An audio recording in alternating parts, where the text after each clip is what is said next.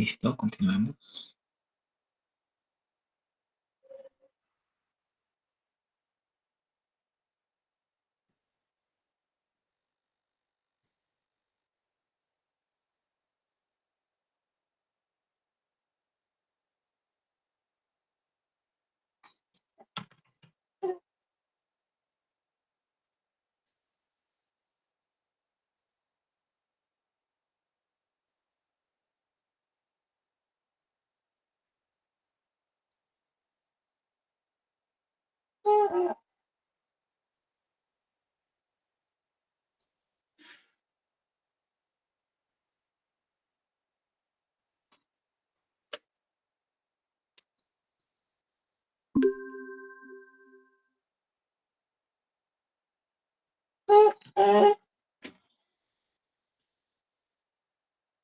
Lo importante en este momento, cuando discutimos artículos sobre pruebas diagnósticas, es entender de que no existe una prueba diagnóstica perfecta. Nosotros como clínicos identificamos a un paciente y en base a lo que es evidente y en otras partes a lo que es una conjetura, logramos llegar a un diagnóstico. Nunca tenemos la certeza, ¿no? De sino hasta ya momentos avanzados o finales. Digo, es evidente que cuando ya se saca una muestra de anatomía patológica y se tiene el resultado de alguna biopsia, bueno, ya es un momento muy avanzado de la enfermedad, ¿no? Y a veces necesitamos tomar decisiones, o casi siempre tomar decisiones, sin esta absoluta certificación de la enfermedad, porque si no perdemos tiempo y el retraso del tratamiento, bueno, ya saben lo que pasa, ¿no? Entonces nosotros nos enfrentamos a situaciones en las cuales debemos decidir sin tener certeza absoluta, así que nos basamos en probabilidades, en chances, ¿no? Aquí, para entenderlo, ya lo habíamos conversado, en cualquier prueba diagnóstica existen límites o umbrales donde tenemos que diferenciar si una persona está enferma o está sana. Esa dicotomía de los escenarios no siempre es así de fácil, ¿no? Existen muchas enfermedades donde no tenemos una dicotomía, sino más bien estadios o una escala de grises, donde las personas pueden ser parcialmente enfermas, o mejor dicho, en estadios todavía tratables, o que no tengan, por ejemplo, una reactividad ante la enfermedad de la manera que uno esperaría, ¿no? Por ejemplo, en la cisticercosis, les decía, uno puede tener la infección y no tener, por ejemplo, bandas oligoclonales, ¿no? El Western blot puede ser, disculpen, las bandas en el Western blot ser negativas, ¿no? ¿Por qué? ¿Por qué sucedería esto? Porque si bien ya tienes la enfermedad, tienes los quistes ahí, la misma enfermedad hace que los quistes desarrollen un complejo antiinmunitario que no hace que la persona no genere justamente esta reactividad y también no se rompan los quistes y tengamos, digamos, la ausencia de estas proteínas circulando en nuestro organismo, ¿no? Que son las que finalmente se detectan en el Blot.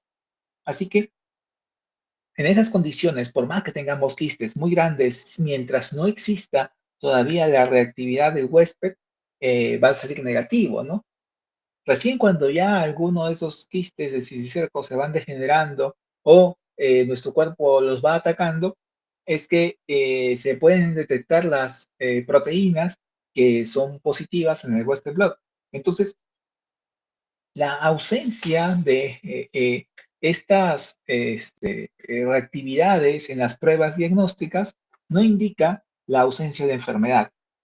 Del otro lado también, ¿no? Existen muchos fenómenos inmunitarios en los cuales se pueden detectar enfermedades diversas, el clásico lupus, ¿no? Donde la persona genera tantos anticuerpos que pueden salir positivos a diversas enfermedades, pero no son dos o tres enfermedades simultáneamente, solamente es que esa persona tiene anticuerpos que son detectados y serían falsos positivos. Entonces tenemos un escenario muy grande y nosotros como clínicos no hacemos caso de una única prueba, sino que intentamos integrar o asociar signos y síntomas para poder decir si una persona tiene la enfermedad o no. Eso es positivo cuando hablamos de enfermedad. El asunto es cuando lidiamos con situaciones en las cuales tenemos a una persona contagiada, infectada, pero que todavía no tiene la enfermedad, ¿no? O sea, mejor dicho, portadores que son asintomáticos. En esas situaciones, discutir sobre la integridad o unidad clínica es difícil. Háblese, por ejemplo, del VIH, ¿no? En estadios iniciales, no tan iniciales donde existe esta reactividad viral, sino, digamos, a los meses después de haberse contagiado, la persona puede ser completamente asintomática, no tener ningún tipo de signo o síntoma y que haciendo la prueba sale positivo. Entonces, ¿qué hacemos ante eso? ¿Cómo podemos hablar de unidad clínica? Bueno, no existe, ¿no? Existe simplemente que una persona es positiva y listo. Entonces, a veces nuestro juicio clínico tiene que verse, sí, subyugado al resultado de alguna prueba y por eso tenemos que tener cierta certeza e intentando duplicar o triplicar a veces la prueba. ¿Pero con qué fin? ¿Con qué fin a veces sumamos una prueba o intentamos integrar el resultado de una prueba? Es que pasa esto. Bien, este es el resultado de una sola prueba, positivo o negativo, ante una persona enferma y sana, y tenemos valores predictivos positivos, o mejor dicho, disculpen, verdaderos positivos, falsos negativos y verdaderos negativos. Tenemos esos cuatro escenarios, ¿no? Pero ¿qué pasaría si es que hacemos dos pruebas? ¿Dos pruebas iguales o dos pruebas distintas? ¿Qué ganamos con cada una de ellas? Ahora lo vamos a discutir. Pero primero intentemos entender este escenario. Eh, Todas las pruebas que vayamos a aplicar tienen un determinado rendimiento diagnóstico. Esa es la expresión, rendimiento diagnóstico. El rendimiento diagnóstico habla sobre este equilibrio entre lo que es la sensibilidad y especificidad, ¿no? Ninguna prueba es 100% sensible y 100% específica, pero sí puede serlo en alguna de ellas. El asunto es que existe un equilibrio porque mientras más nos esforcemos en subir la sensibilidad de una prueba, cae también su especificidad y viceversa, ¿no? Subimos sensibilidad y cae especificidad, ¿no? Era lo que acá les intentaba graficar, ¿no? ¿Qué pasaría si es que lo pongo para un extremo o para el otro? Podré tener una prueba completamente específica o completamente sensible, pero no podré tener ambas a la vez, ¿no? Si busco un equilibrio, digamos un punto intermedio donde tenga muy buena sensibilidad y muy buena especificidad, el problema es que no es la mejor prueba, es una prueba equilibrada, pero podría buscar yo una prueba altamente sensible o altamente específica y replicar después con una segunda prueba. Pero si tengo una prueba intermedia, o sea, digamos que es tan buena en una como en la otra, quizás no sea la mejor prueba. Y esto que les digo de jugar con una prueba altamente sensible y otra altamente específica, es realmente lo que hacemos en la vida diaria, ¿no? Por ejemplo, usualmente comenzamos con pruebas altamente sensibles. Cuando hacemos estudios de tamizaje, llámese, por ejemplo, el test de detección de diabetes a través de la prueba de glucosa en ayunas, ¿no? Esta prueba es sensible, ¿ya? Cuando buscamos hacer un tamizaje, por ejemplo, ¿no? Para BPH, ¿no? También pruebas sensibles. Cuando buscamos cualquier prueba que se aplique a nivel poblacional, vamos a intentar que sean pruebas sensibles. ¿Qué significa esto? Que intentamos captar a la mayor cantidad de enfermos desde un comienzo. Háblese de esto. Aquí, yo lo pondría aquí, ¿no? Estoy captando muchas personas sanas que les estoy diciendo que están enfermos. Bueno, pues, pero ningún enfermo se escapa de mi prueba. Todos están siendo identificados. Si quiero sacrificar un poco de sensibilidad, lo pondría aquí. Detectaré menos sanos, o sea, los haré pasar, mejor dicho, como eh, involucraré menos sanos como enfermos, pero, pero captaré casi a todos los enfermos, ¿no? Se me escapará por ahí alguno, pero casi todos los enfermos serán detectados. ¿Y con qué fin hago una prueba altamente sensible? Porque después hago una prueba altamente específica, donde solamente detecte enfermos, ya no detecte sanos, solamente enfermos, ¿no? Entonces, aquí con una prueba específica tendré la capacidad de poder, digamos, separar a aquellos que inicialmente había dicho que estaban sanos, mejor dicho, enfermos, y los pondré como sanos, ¿no? Entonces, este juego de elegir una prueba altamente sensible y una altamente específica es lo que hacemos en realidad en la práctica, ¿no? Elegimos pruebas sensibles como tamizaje y pruebas específicas ya como si fuesen pruebas que, digamos, sean confirmatorias, ¿no? Por ejemplo, antes, actualmente ya no tanto, antes las pruebas para el diagnóstico de VIH tenían sensibilidades altas, pero bajas especificidades, ¿no? Digamos, sensibilidades que bordeaban el 90% y especificidades que eran de un 70 a 80%. ¿Qué hacíamos con esas? Se aplicaba una prueba, salía positivo, se aplicaba otra vez la prueba, ¿ya? Se incrementaba así la sensibilidad, y si es que seguía siendo positivo, se pasaba a la prueba específica, que era ya propiamente, ¿no? Las pruebas que se hacían para poder decirle al paciente si tiene o no tiene la enfermedad. Actualmente las pruebas de VIH, digamos, yo me quedé en la tercera generación de pruebas de ELISA, son tan sensibles como específicas y están cercanas al 99%, ¿no? Entonces, ya no necesitamos otro tipo de prueba sobre estas. ¿Un ratito?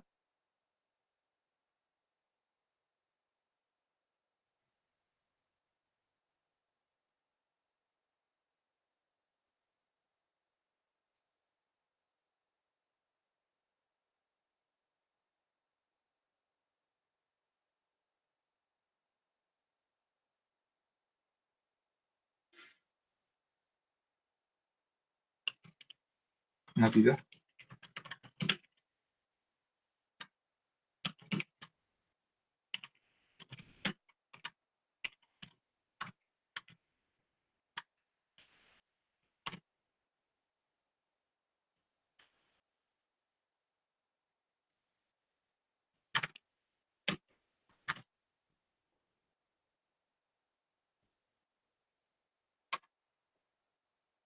Ya, vamos a seguir. Les decía, ¿no? Tenemos estos cuatro escenarios de verdaderos positivos, falsos negativos y verdaderos negativos, que es la combinación, ¿no?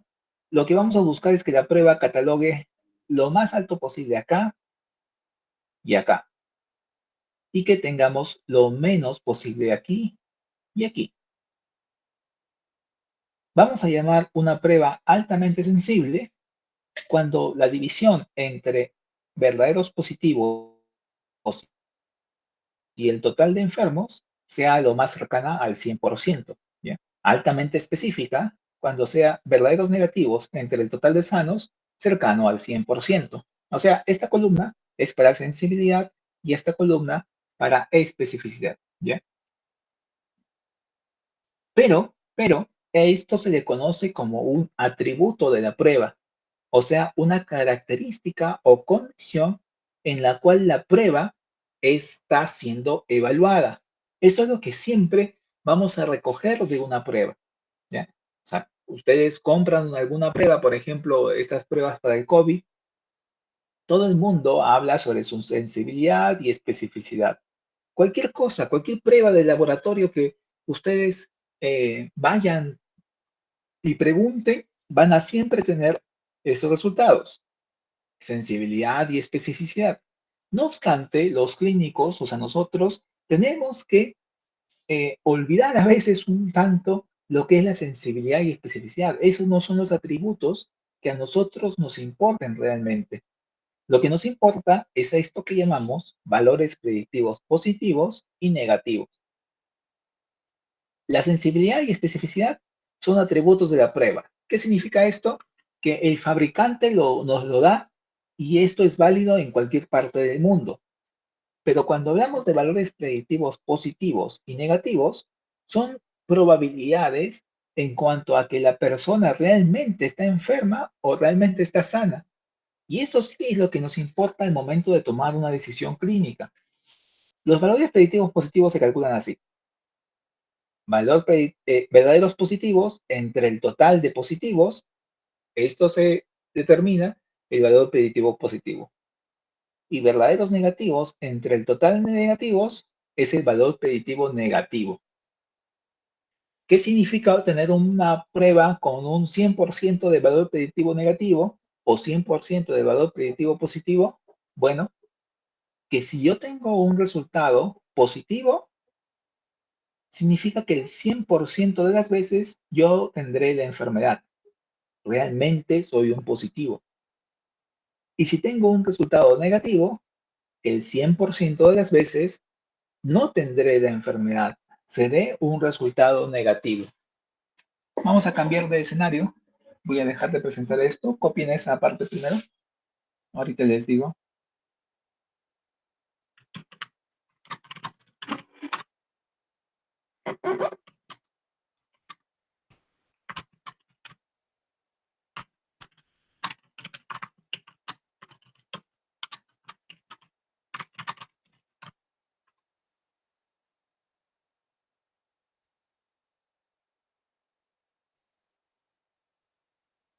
Ya.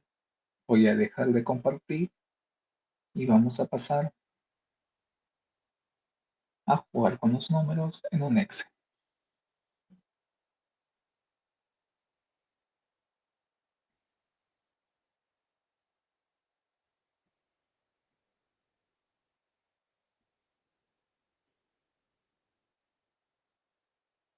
Voy a poner acá igual, enfermos, sanos, positivo, negativo.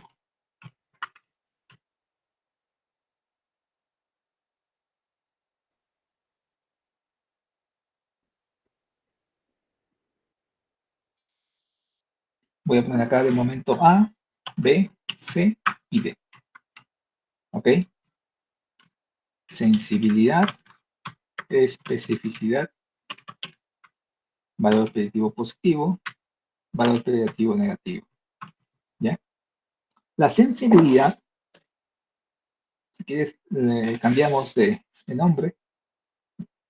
Positivos enfermos son los verdaderos positivos. ¿Ok? Positivos enfermos, verdaderos positivos. Sanos negativos son los verdaderos negativos. Sanos negativos. Enfermos negativos, ¿qué son? Falsos negativos. Falsos negativos. Y sanos positivos, ¿qué son? Falsos positivos. Falsos positivos. ¿Ok? La sensibilidad es igual, vamos a poner acá. Vamos a poner acá. La división entre verdaderos positivos entre la sumatoria de verdaderos positivos con falsos positivos. ¿Ok? O sea, el total de positivos. Disculpen, estoy que me confundo. Es esto entre el total de enfermos. Total de enfermos. ¿Ok? Eso es sensibilidad. Vamos a poner esto aquí, la fórmula, y aquí la explicación. Verdaderos positivos entre enfermos. ¿Ok? Vamos a poner esto.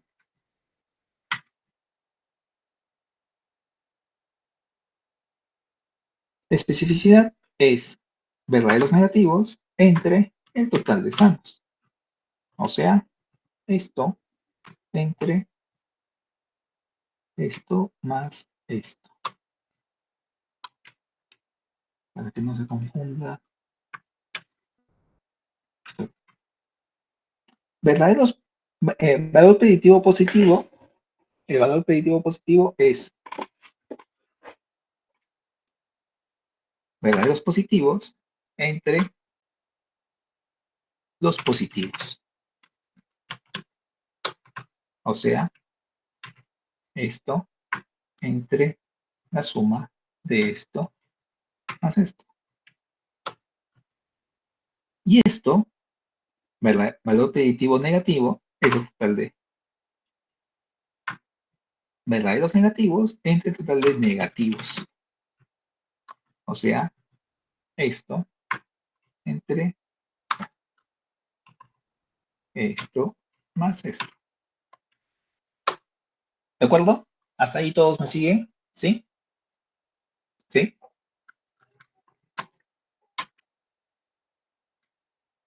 ¿Alguien tiene dudas, preguntas? ¿Hasta ahí?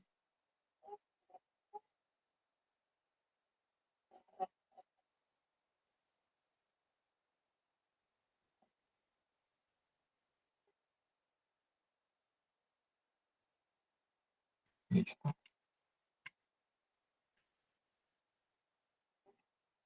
Imaginemos que tenemos una población de 200 personas, 100 de ellas sanas y 100 de ellas enfermas. ¿De acuerdo? Y nos dicen que la sensibilidad de la prueba es 90%. Aquí pongo 90, aquí pongo 10. Aquí salió 90%. Y que la especificidad de la prueba también es 90%. O sea, acá es 90 y acá es 10. ¿De acuerdo? ¿Cuánto es el valor predictivo positivo y negativo? Bueno, la fórmula rápidamente me da que es 90% para cada una de ellas. ¿Estamos? ¿Hasta ahí me siguen? ¿Sí? ¿Se entiende, no? Porque sería igual, 90 y acá también saldría 100. Y acá es 90 y acá también saldría 100, ¿no? Así que vamos a ponerle colores incluso. Positivo, negativo, vamos a dejarle en negro. Enfermos, vamos a ponerle verde. Y sanos, vamos a ponerles naranja. Naranja. ¿Sí? Ok.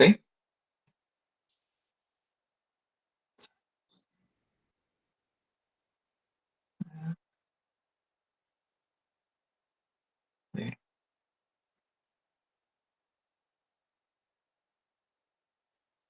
oh, ya. Ok. ¿Hasta ahí? ¿Sí? Ese es el cálculo y finalmente es lo que obtenemos, ¿no? Pero ¿qué pasa? Vean cómo jugamos con los números. Imagínense que la población la voy a duplicar, son 400 personas ahora, y la prevalencia de enfermedad aquí es 50%, ¿no? Porque eran 100 y 100, ¿ya? O sea, 50% de sanos y era el 50%.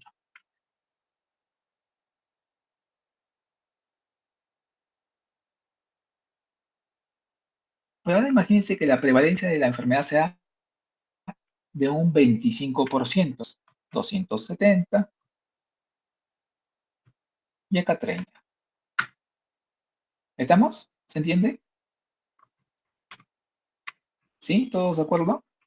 ¿O alguien tiene alguna duda?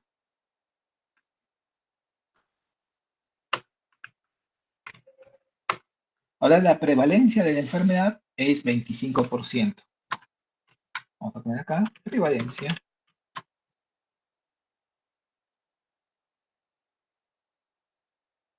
Prevalencia es igual al número de enfermos. O sea, aquí le pongo enfermos entre el total de personas, ¿no? Enfermos entre el total.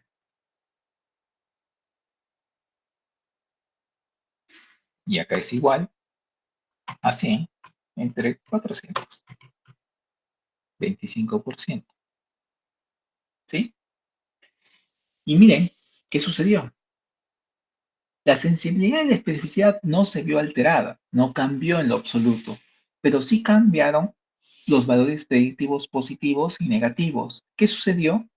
Como disminuimos la prevalencia, antes era 50, ahora es 25, el valor predictivo positivo cayó, disminuyó, mientras que el valor predictivo negativo incrementó. ¿Qué significa?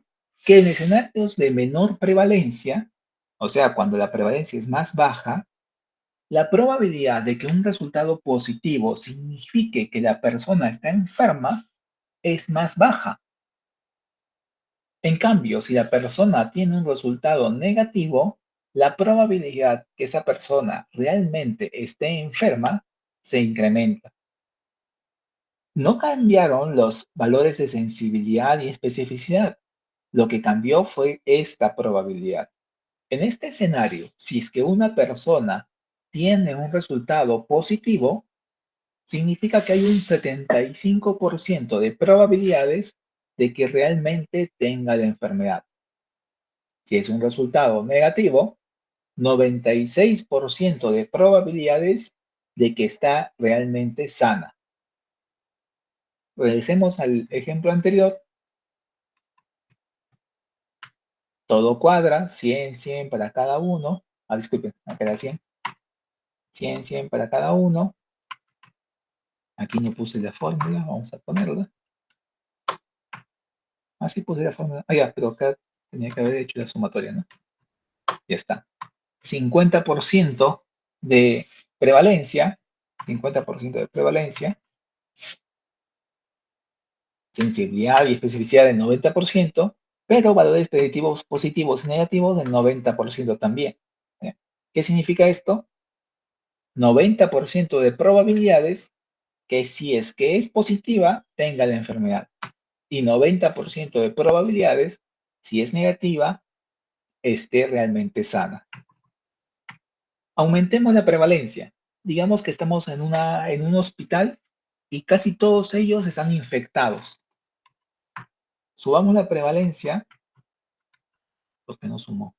Ok, ya. Ahí te va a sumar. Listo. Ahora la prevalencia de enfermedad es 75%. Y ustedes dirán, pero eso es imposible. Bueno, cuando ustedes están en un ambiente hospitalario, obviamente la prevalencia, no tanto como la prevalencia, vamos a ponerle así, la frecuencia. ¿Ya? La frecuencia de la enfermedad va a incrementarse, ¿no? Por ejemplo, si ustedes están en la comunidad, en la población general, 1 a 2% de la población tendrá neumonía, ¿ya? Así lo tenemos, ¿no? 1 a 2% de la población tendrá neumonía. Si estamos en un hospital general, podemos subirlo hasta un 20%, ¿no? 20% de la población tendrá neumonía. Bueno, si estamos en el servicio de neumología, por ejemplo, quizá el 50% o 60% de la población tendrá neumonía, ¿no? Entonces, ¿qué está pasando? Que la frecuencia de esa enfermedad va a cambiar según el lugar donde nos encontremos, ¿ya? Así que la misma prueba aplicada en los tres escenarios tendrá interpretaciones distintas. La sensibilidad y la especificidad no ha cambiado, pero sí está cambiando lo que son los valores predictivos positivos y negativos. Ahora, si es que una persona sale positiva en un escenario de alta frecuencia, vean cómo de lo que era 90, ahora se incrementó a 96. O sea, esta persona, si es que es positiva, tendrá un 96% de probabilidades de realmente tener la enfermedad. Y si es negativa, tendrá un 75% de probabilidades de estar sana. ¿Qué significa? Que aun cuando tengas una prueba negativa, aquí no es tan seguro que estés sano, ¿no? Es solamente un 75% de probabilidades. Si regresamos nuevamente al anterior escenario,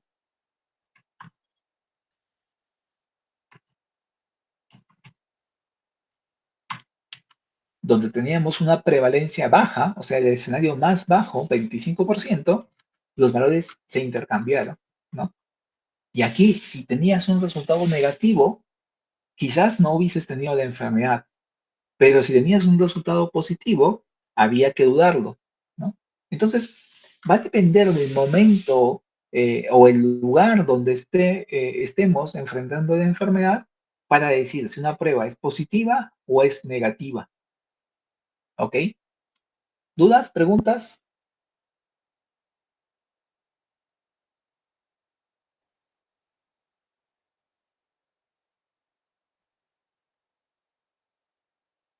¿Dudas? ¿Preguntas?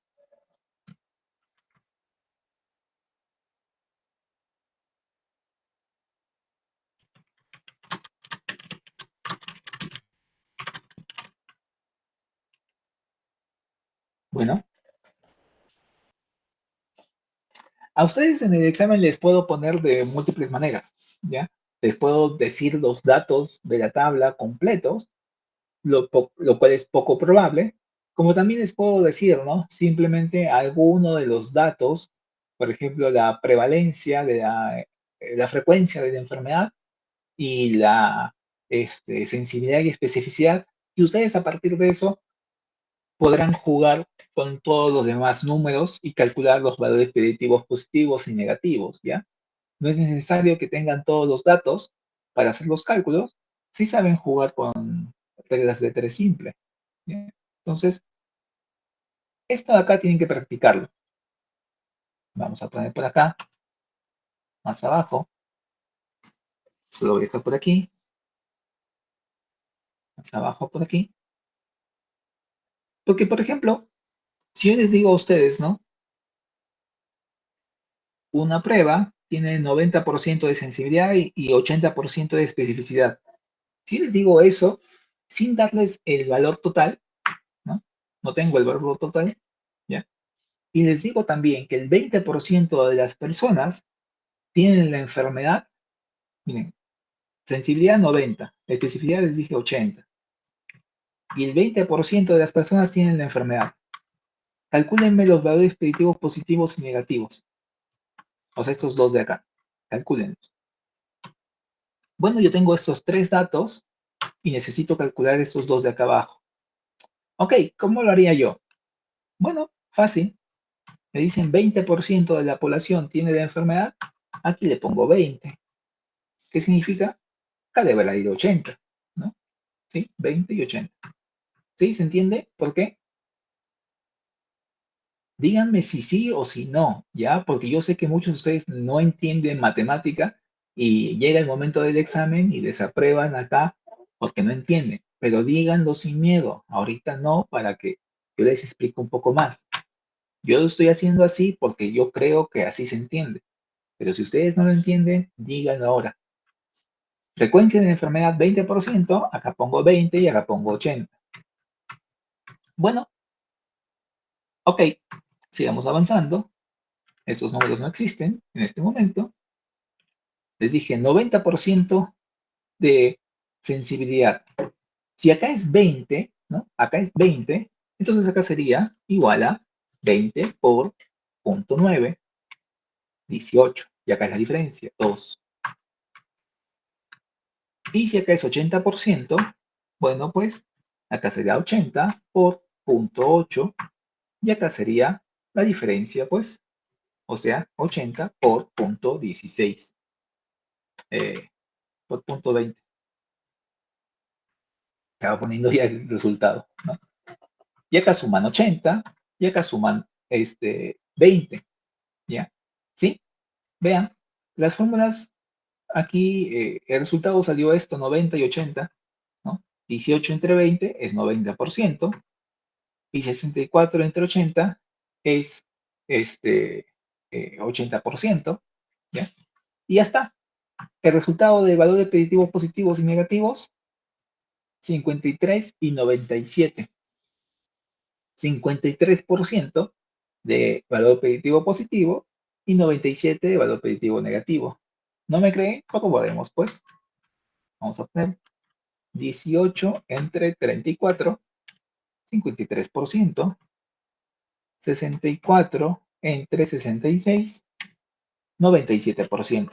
¿Qué significa esto? ¿Cómo se interpreta? Bueno,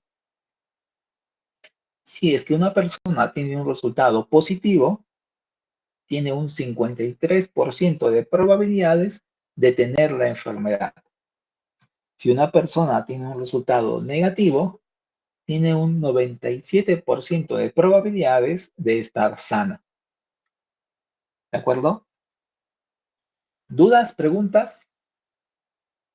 Miren que hice el cálculo sin tener el valor real de la población.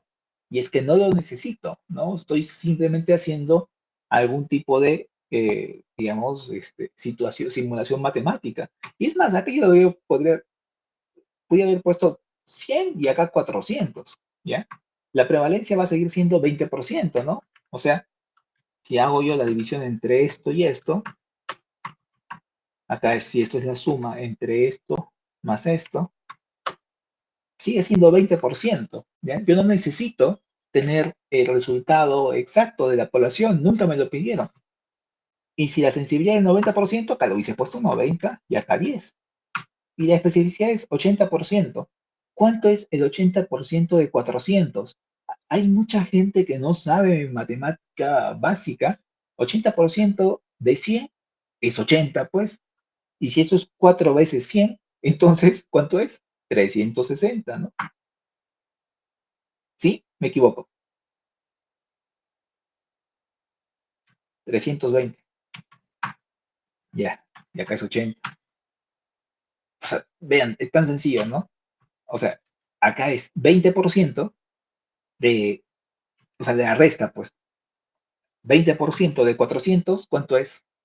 20% de 400. Por cada 100 personas, tengo 20.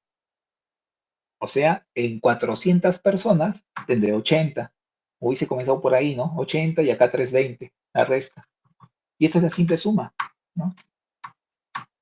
La simple suma. ¿Cuánto me dio? Vamos a ponerlo. 90 entre 170. Y acá 320 entre 330. Nunca necesité del tamaño real de la población, ¿ya? O sea, podría haber trabajado con fracciones, ¿no? O sea, incluso con valores cualquiera, ¿no? Por ejemplo, acá le hubiese puesto un P y acá un Q, ¿no? Y haber trabajado con eso, ¿no? Proporciones, ¿ya? Y acá hubiesen dicho, eso es P y eso es el 20%, entonces esto es, ¿qué? 4P, ¿no? Y haber trabajado así, ¿ok? Esto es P por 0.9, esto es P por 0.1, ¿esto qué sería? 4P por 0.8 y 4P por 0.2. Y acá hago la simple suma, ¿no? O sea, esto es igual a, ¿cuánto? Esto era 0.9P más 0.8P.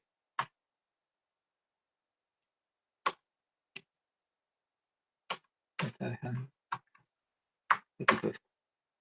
¿Ok? Y lo de acá abajo, bueno, pues igual. 0.1P más 3.2P. ¿Sí? ¿Se entiende? O sea, simplemente estoy transformándolo en una simple ecuación. ¿Y esto qué es?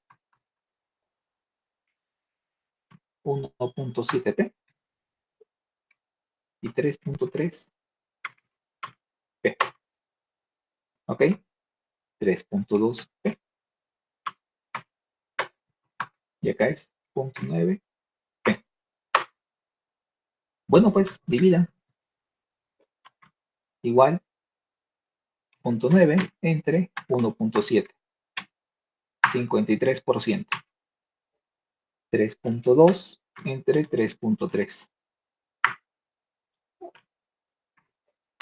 97%. ¿Sí? ¿Se entiende? Todo eso ustedes lo podrían calcular simplemente, ¿no? No necesitan algunos valores. ¿Ok? Y yo les puedo, en la ecuación de la fórmula, darle cualquier tipo de combinación y ustedes tendrán que hacer los cálculos matemáticos que no son tan complejos para poder llegar al resultado. ¿Estamos? ¿Dudas, preguntas?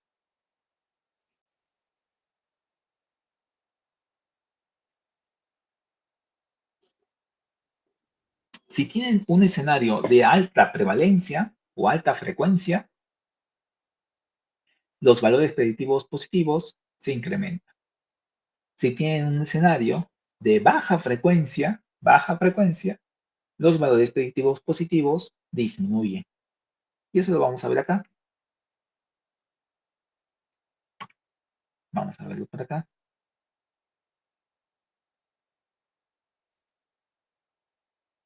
Vamos a verlo por aquí, aquí y aquí.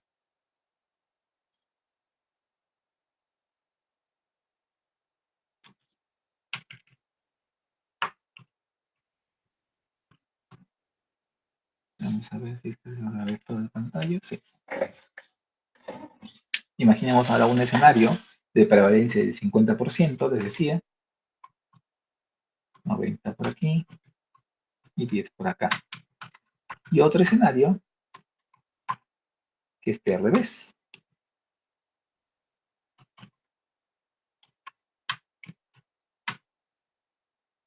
¿Sí? Vean, en los tres escenarios he conservado la sensibilidad y especificidad de la prueba. En los tres. En los tres. La misma prueba aplicada en tres contextos distintos. Y eso es lo que a nosotros nos diferencia como clínicos, ¿no? La prueba podrá ser vendida a un gerente como altamente sensible y específica porque ambas son del 90%. Ok, pero ustedes como clínicos tendrán que tomar la decisión de cuál es la mejor prueba en ese momento para ese contexto. Si estamos en un escenario que de repente se aplica a nivel de la población y en la población la frecuencia de la enfermedad es baja, lo que voy a poder interpretar son los valores predictivos negativos, ¿ya? O sea, este escenario donde el 96% de la población que tenga un resultado negativo realmente esté sano. Pero los valores predictivos positivos son bajos y no me permiten tomar decisiones clínicas. O sea, si sale positivo, 75% de probabilidades de que realmente tenga la enfermedad. O sea, habrá un 25% de probabilidades de que esa persona no tenga la enfermedad, esté sana, pero yo me estoy confundiendo y le estoy diciendo está enferma. Este es un escenario que no existe porque casi nunca vamos a encontrarnos con un escenario donde la prevalencia sea del 50%. Pero sí nos podemos encontrar con un escenario donde la frecuencia es mucho más alta, ¿no? Por ejemplo, en el momento del COVID, la UTI estaba llena de pacientes con COVID, ¿no? O al menos pacientes clínicamente con deterioro por falla respiratoria. En ellos podríamos haber aplicado la prueba y tendríamos el escenario al revés, ¿no? Si aplicábamos cualquier prueba con una sensibilidad y especificidad del 90% y era positivo, era un 96% de probabilidades de que realmente tuviese la enfermedad, ¿ya? Y si era negativo, bueno, podríamos estar confundiéndonos, que el resultado sea negativo, pero sea un falso negativo, ¿ya? Entonces, esos son los escenarios en los cuales ustedes tienen que trabajar. La prueba, no importa su rendimiento diagnóstico en cuanto a sensibilidad y especificidad, sino en qué contexto epidemiológico lo estoy manejando. De baja frecuencia, así que ahí favoreceré los valores predictivos negativos, o de alta frecuencia, donde favoreceré los valores predictivos positivos. ¿Ok? ¿Dudas, preguntas? Y vean que eso de sensibilidad y especificidad no es casi, acá le estoy poniendo un 90 y 90, ¿ya? Pero usualmente las pruebas tienen sensibilidades distintas, ¿no? 70, 80, 90, 50 y así. Y ustedes podrán jugar. Por ejemplo, hay enfermedades que sí tienen que conocer a las pruebas que se aplican y cuál es el rendimiento de esas pruebas. ¿Alguien sabe cuál es la sensibilidad de la, por ejemplo, baciloscopía eh, por esputo? Esta prueba que se hace a la gente, ¿no? Para ver si tiene tuberculosis o no, y que van y se le hacen una prueba de esputo. ¿Alguien sabe? su sensibilidad y especificidad?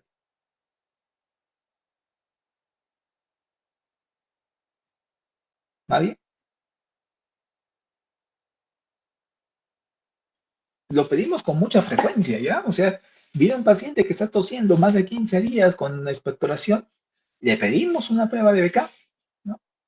Y tendrían que saber ustedes cuál es la sensibilidad y especificidad de la prueba. ¿Es una prueba sensible o específica? Para comenzar. No me den el valor, dígame, ¿es sensible o específica? Específico, doctor. Sí, pero yo les estaba diciendo que las pruebas de tamizaje son pruebas sensibles.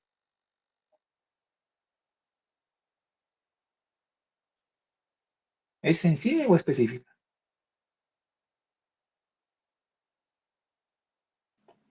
Es específica. Es sensible, es sensible. No, es prueba específica. Vamos a ponerlo por acá. ¿Ok? Verán, la prueba de el DK para TB es una prueba altamente específica, ya no es tan sensible en realidad. ¿Qué significa esto? Que detecta poco a los, o mejor dicho, te da muchos resultados de este, falsos negativos. ¿Ya? ¿Por qué? Porque una persona tiene que espectorar y lanzar el bacilo, digamos, en la baciloscopía, ¿no? Bueno, casi 100% de las veces, esa persona tiene tuberculosis, ¿ya? Digo casi 100% de las veces porque existe un porcentaje de personas que tienen baciloscopías positivas y que no tienen tuberculosis.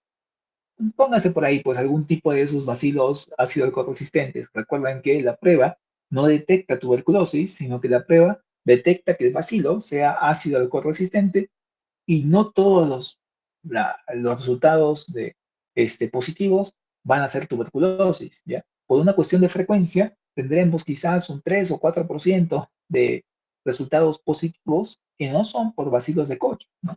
Son otro tipo de bacilos o bacterias que son ácido alcohol resistentes. Pero si es negativo, ¿significa que no tiene la enfermedad?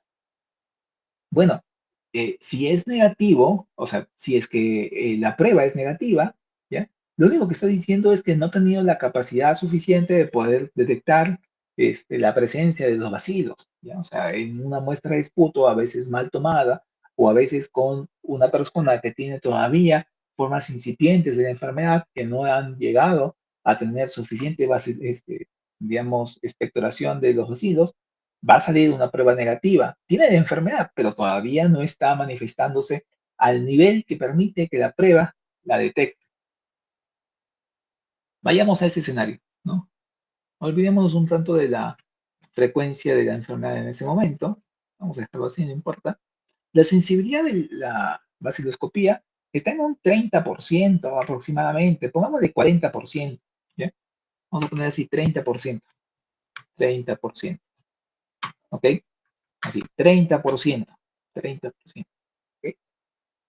Y la especificidad, vamos a dejarla en 90%, ¿de acuerdo? Vamos a dejar así, 90%, ¿ya? 90%. Imaginemos que estemos en un escenario, ¿no? Este es un escenario de población general, este, vamos a ponerle un poco más alto acá, ¿ya?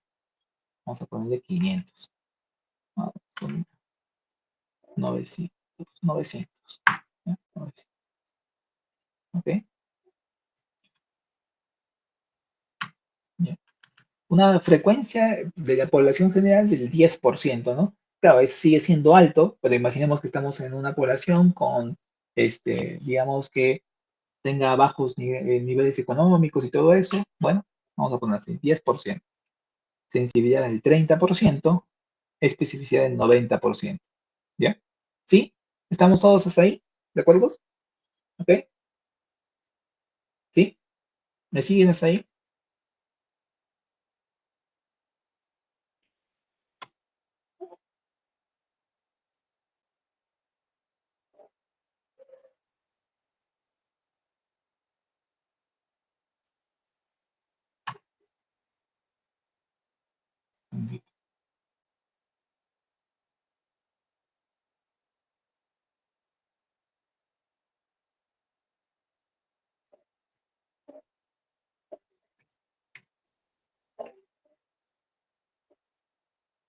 Imaginemos que a las personas que salieron negativas, o sea, a estos negativos, les volvemos a aplicar la prueba, ¿ya?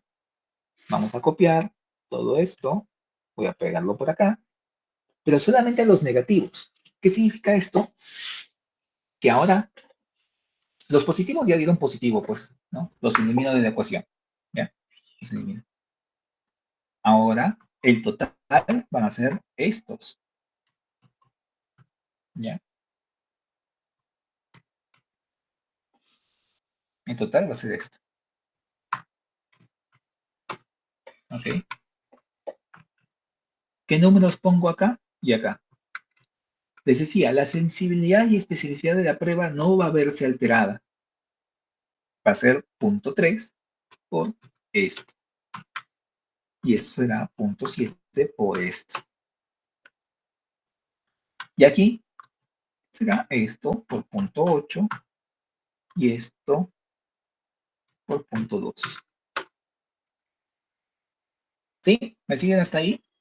He aplicado la prueba en aquellos que han salido negativos. No he aplicado en todos. Yo no sé quiénes son los enfermos y sanos. Recuerden que uno no parte sabiendo de si está enfermo o sano. Si sabías quién está enfermo y quién está sano, no tendría sentido que apliques la prueba. ¿Ya? O sea, no hay que ser tan, digamos, obtuso, ¿no? O sea, yo no sé quién tiene el resultado de la prueba. Por eso le estoy aplicando la prueba. En este escenario, en ese escenario, yo apliqué a toda la población. Yo sé que por teoría el 10% debe tener la enfermedad, ¿ya? Apliqué la prueba y me salió 120 personas positivas de 1000. O sea, una frecuencia más alta de lo que yo había esperado, ¿no? Pero bueno, pues salió así, ¿ya? Vuelvo a aplicar la vaciloscopía, puedo aplicar la vaciloscopía, ahora solamente entre los que salieron negativos. ¿Por qué? Porque si ya salió positivo, no tienes por qué aplicarle una segunda vez, ¿ya? O sea, ya la consideras que está enferma, pasa al siguiente nivel. Nosotros vamos a aplicar a los que salieron negativos. Bueno, en esa segunda ronda, de los que eran negativos, ahora tengo 183 enfermos, o sea, resultados positivos, ¿no? Resultados positivos. Pero fíjense, en el primer escenario acá, ¿qué pasó?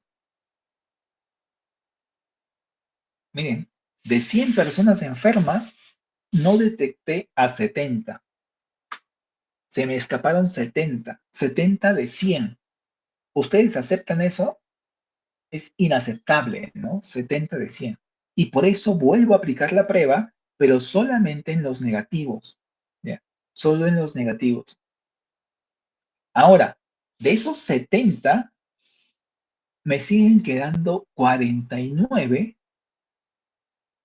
negativos. O sea, he captado, claro, a 21 de ellos, pero he dejado escapar a 49.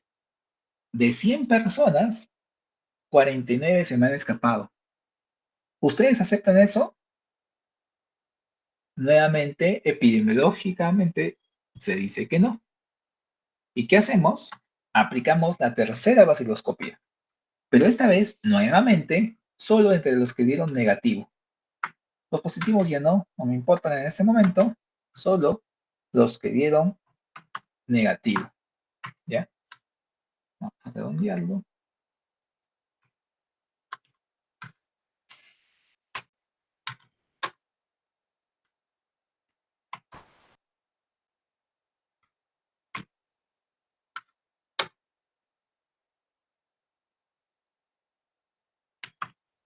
Listo.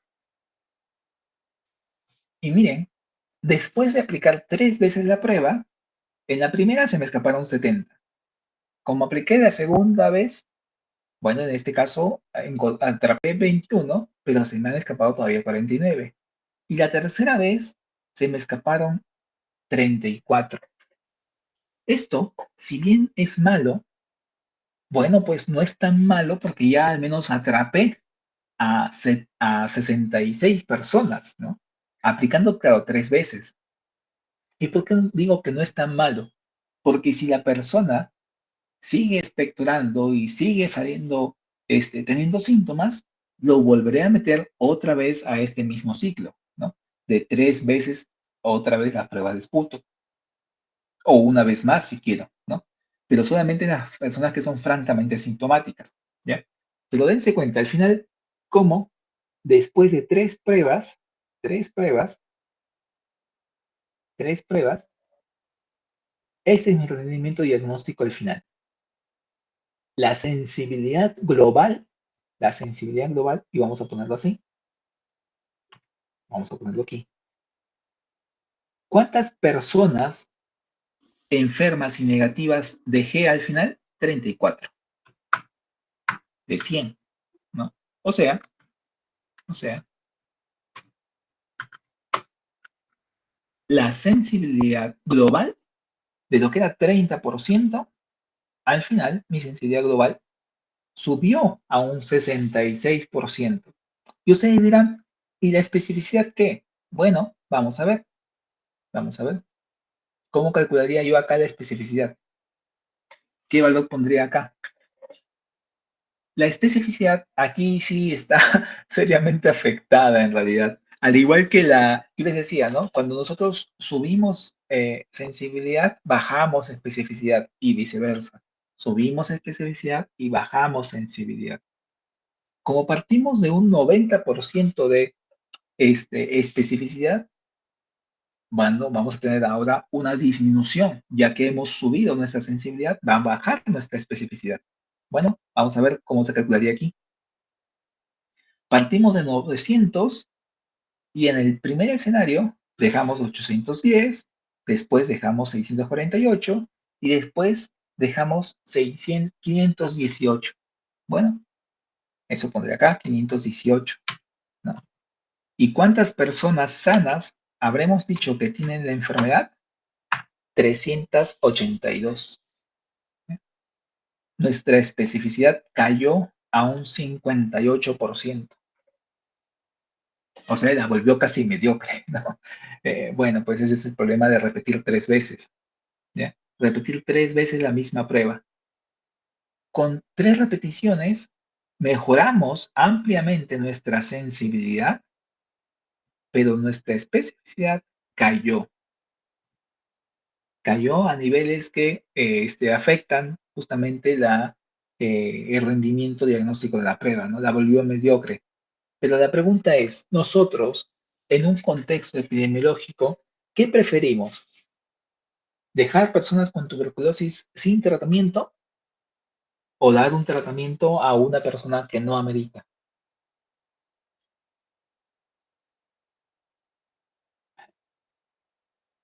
Esa es una situación que debe acompañarse de otras pruebas diagnósticas, ¿ya? O sea, en un contexto epidemiológico, digamos, en sus serums, si aplican 3 veces la prueba y obtienen estos resultados, bueno, pues lamentablemente esa persona va a tener que consumir medicamento por un tiempo amplio, ¿ya? Sin tener la enfermedad, ¿no? Lamentablemente es así, ¿no? Va a tener que entrar al bloque D, pero ustedes no pueden dejar a una persona con tuberculosis sin tratar. ¿Por qué no? Porque la probabilidad de que esa persona contagie a otras es alta y dada la mortalidad que ofrece la tuberculosis, es aún peor.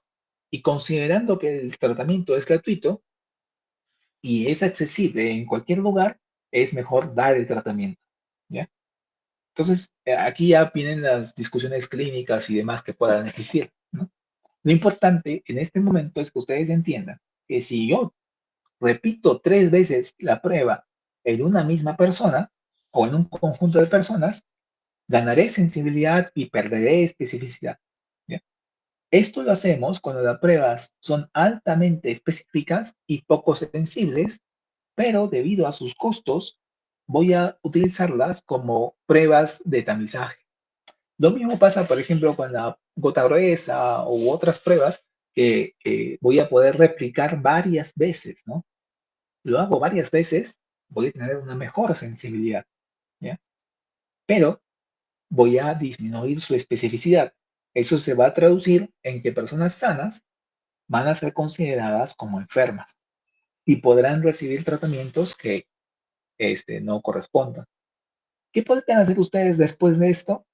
Bueno, quizás hacer una reevaluación de las personas en el tiempo o sumarle algún tipo de otra prueba que permita corregir esos resultados, ¿no? Digo, entre ellos mismos hacer ya otro tipo de pruebas para identificar si es que realmente esos resultados positivos corresponden a la enfermedad o no. ¿Ok? ¿Dudas? ¿Preguntas?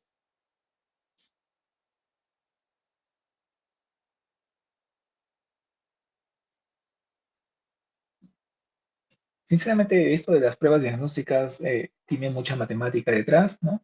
Este, bueno, matemática en realidad en cuanto a álgebra básica, ¿no? Porque es simplemente regla de tres simple, ¿ya? Digo matemáticas porque esto que ustedes están viendo es solamente aplicar una prueba para tomar una decisión.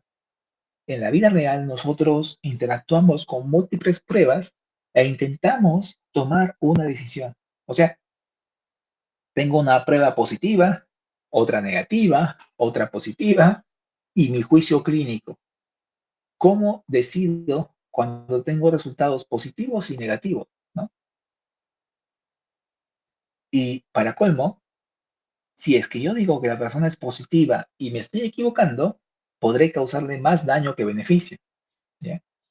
Y también, ¿no? Si digo que es negativa, pero sí tiene la enfermedad, también podré causarle grave daño. Entonces, ¿cómo integro todo eso? Ahí ya vienen matemáticas más complejas, ¿ya? Porque ya no es así tan dicotómico, pues, ¿no? Como eso que les muestro. No obstante, no intentemos ni reducir las matemáticas detrás, ni tampoco querer ser tan complejos, ¿no? La mayoría de las veces, por ejemplo, a mí lo que me pasa, ¿no? Si es que yo tengo un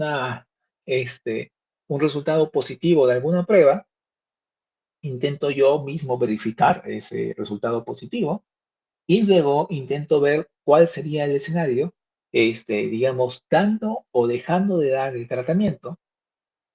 A veces dejar de dar el tratamiento no es tan malo si es que vas a estar siguiendo a tu paciente, ¿ya? Por ejemplo, si ustedes están en la punta del cerro y dicen, no, no tiene neumonía, pero tiene resultados positivos, pero dicen, no tiene neumonía y le dan de alta, esa persona posiblemente fallezca si es que ustedes le dan de alta, ¿no? ¿Por qué?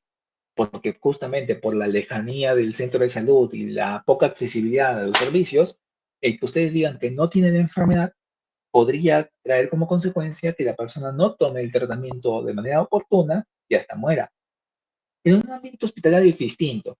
En un ambiente hospitalario, si sale positivo a una prueba y ustedes tienen dudas de que realmente tenga la enfermedad, podrán repetir la prueba o ver la evolución de la enfermedad, ¿ya? O sea, salió positivo, por ejemplo, a algún tipo de infección viral. Bueno, pues podrán dejar sin tratamiento durante unos días y ver cómo evoluciona, ¿ya? No pasa nada, ¿no? O sea, podrán ustedes decir, la persona empeoró, le doy el tratamiento, pero eso porque están siguiendo al paciente en el día a día, ¿ya? Pero si es que no están siguiendo al paciente, a veces es mejor dar un tratamiento de manera oportuna, ¿ok? Al final podrán, en algunas condiciones, retrasar su inicio de tratamiento sin que eso tenga una severa repercusión clínica. A veces simplemente con la intuición van a tener que tomar la decisión, ¿no? Y digo intuición por hablar de probabilidades a veces inciertas, ¿ok? ¿Dudas, preguntas?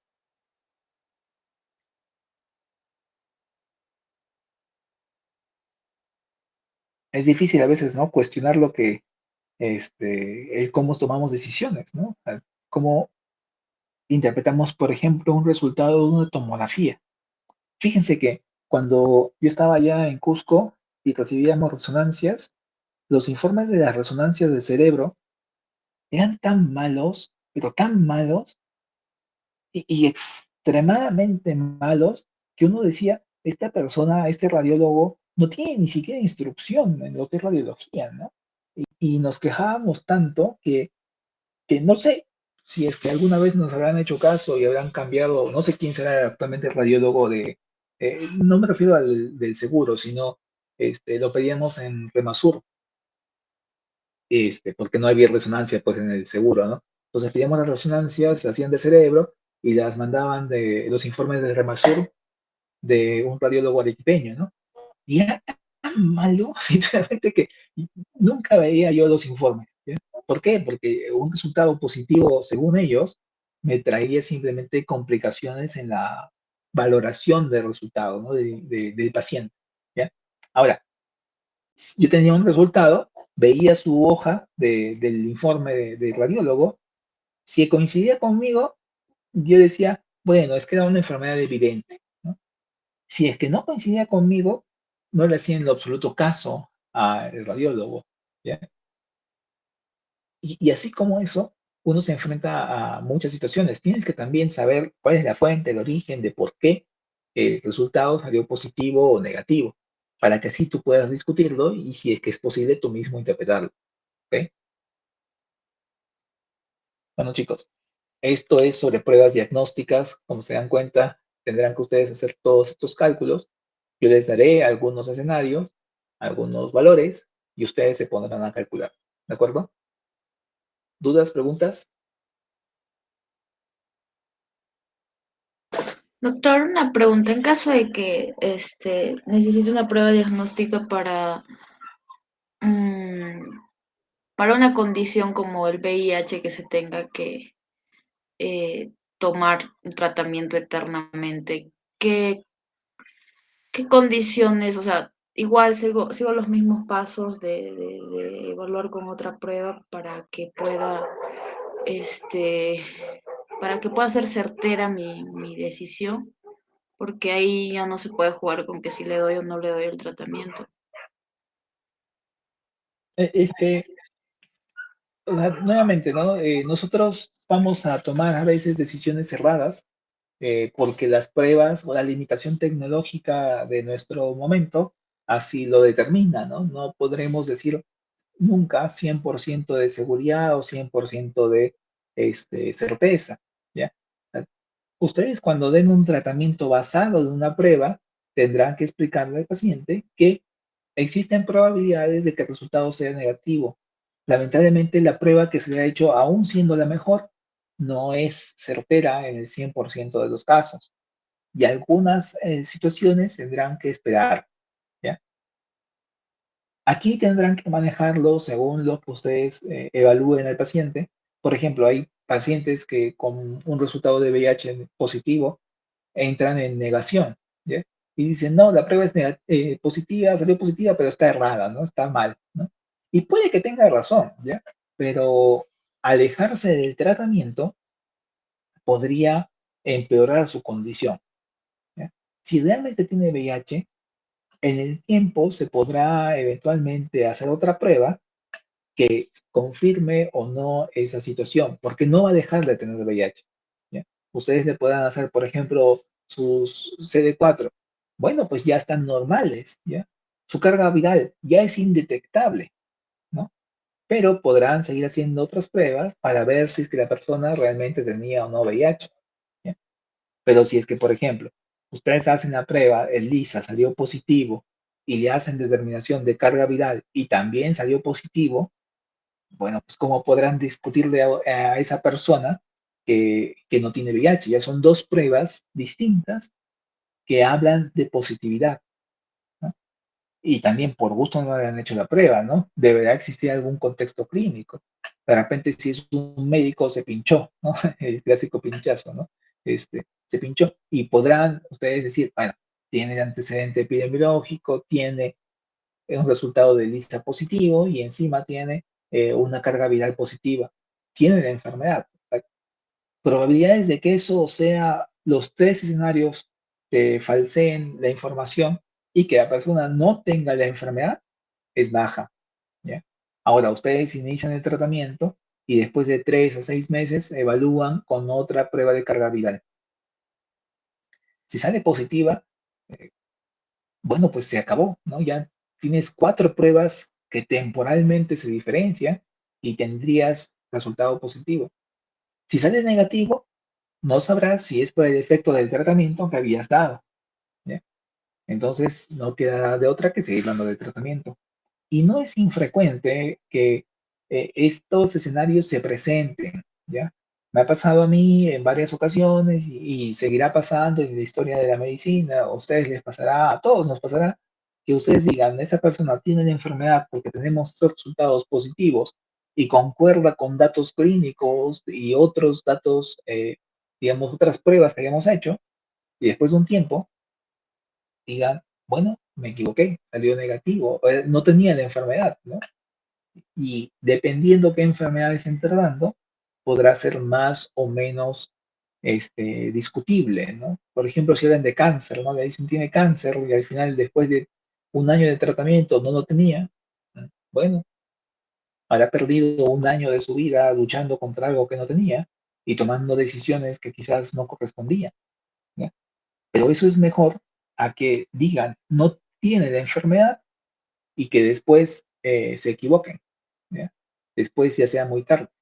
Por ejemplo, esa persona que tú simulas que le digo tiene VIH y le doy el tratamiento y así sigo dándole y dándole el tratamiento, pero al final no lo tenía, bueno, pues es una probabilidad, ¿no? Que eso pase y ciertamente los medicamentos podrían haberle hecho daño y todo eso, pero en el balance de riesgo-beneficio le hiciste más beneficio que daño potencial, ¿ya? Claro, hay cosas que no se pueden medir, ¿no? Por ejemplo, en ese año la persona se separó de su esposa, tuvo problemas familiares, dejó de tener familia, se alejó de muchas situaciones, incluso hasta perdió su trabajo y todo esto, pero bueno, son probabilidades y lamentablemente tenemos que vivir con eso, ¿no? No existe 100% de certeza. La medicina no es mágica, ¿no? Entonces, nada, cuando ustedes ya estén frente a un paciente, tendrán que intentar derivarlo con la persona que pueda entender mejor las pruebas que se están aplicando específicamente para esa persona y que esperamos que esa persona que entienda mejor la prueba sepa cómo decirle sobre resultados verdaderos positivos o falsos positivos y la combinación de todo esto, ¿no? Pero no te queda de otra, no, jamás vas a tener 100% de certeza hasta que tengas incluso la anatomía patológica, por cierto, no es 100% certero, ya no tendremos lo que llamamos gol estándar, pero, o sea, nuestro estándar dorado, nuestro mejor patrón, pero aún esta no es 100% certera, ¿ya? No se confunda. La anatomía patológica lo interpretan personas que podrían equivocarse, ¿ya? Y a veces ni siquiera saben qué están interpretando. Y por eso es que a veces le ponen, ¿no? Resultados como muestra insuficiente y cosas así, ¿ya? Porque no siempre van a tener certeza para la toma de decisión, ¿ok? Esta parte es difícil, pues, pero esa es la parte que corresponde a la medicina. ¿Otra duda, pregunta? Doctor, yo tengo una duda. En las pruebas de VIH, bueno, no sé si será cierto, pero se dice que que la especificidad aumenta a medida que pasa el tiempo, esto por el periodo ventana. No sé si eso es verdad y si también se estaría cumpliendo esto con con la sensibilidad. Eh, Mira, en principio yo no manejo esas pruebas, ¿ya? O sea, mi conocimiento ahí es limitado, ¿no? Lo segundo es que, vamos a ver, si el VIH se expresa como cualquier otra enfermedad, ¿no? Como cualquier otra enfermedad, ¿no?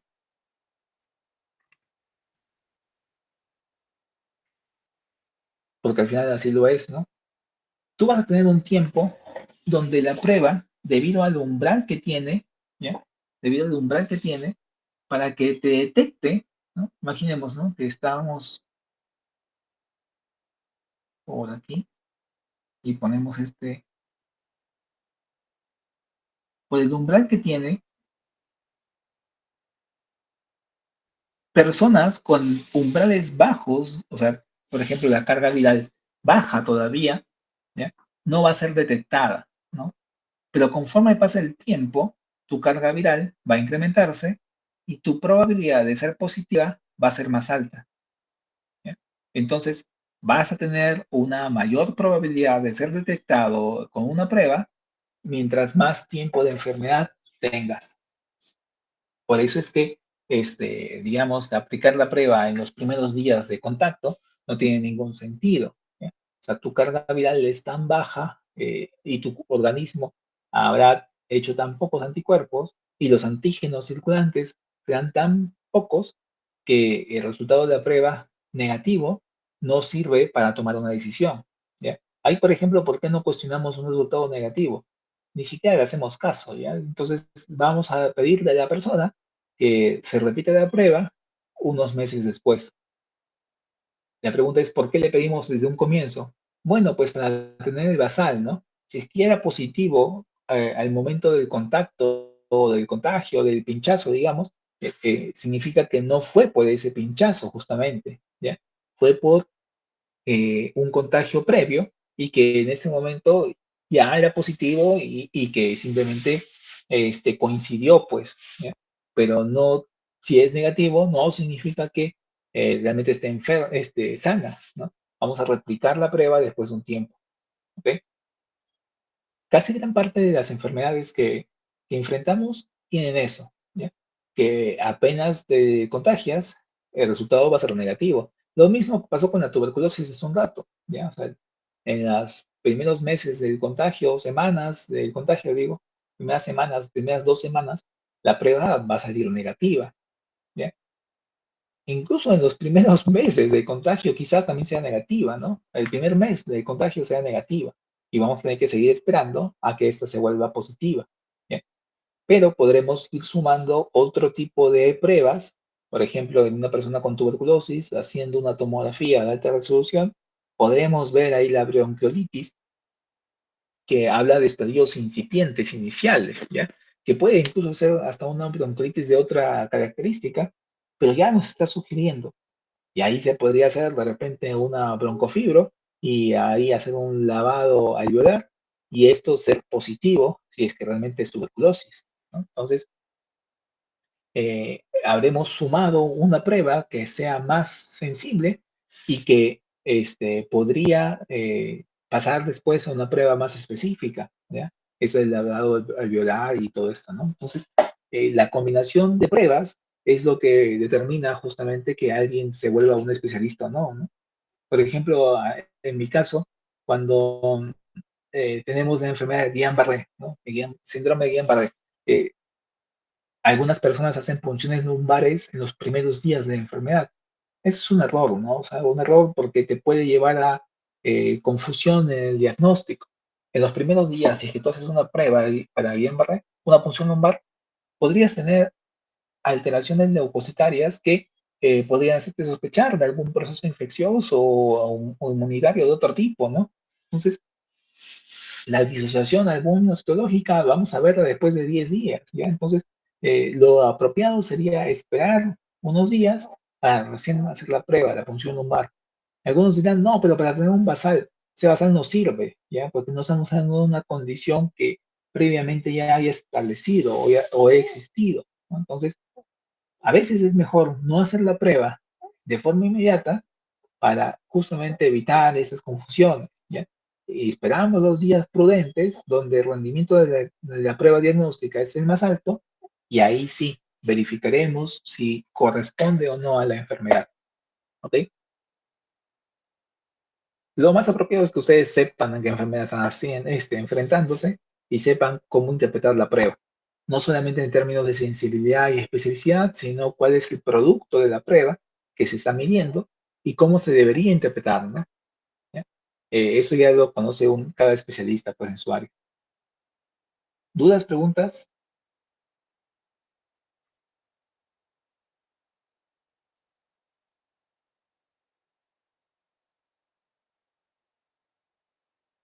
Listo, chicos. Bueno, nos estamos viendo entonces el próximo miércoles. Cuídense, nos vemos. Buenas noches. Buenas noches, doctor.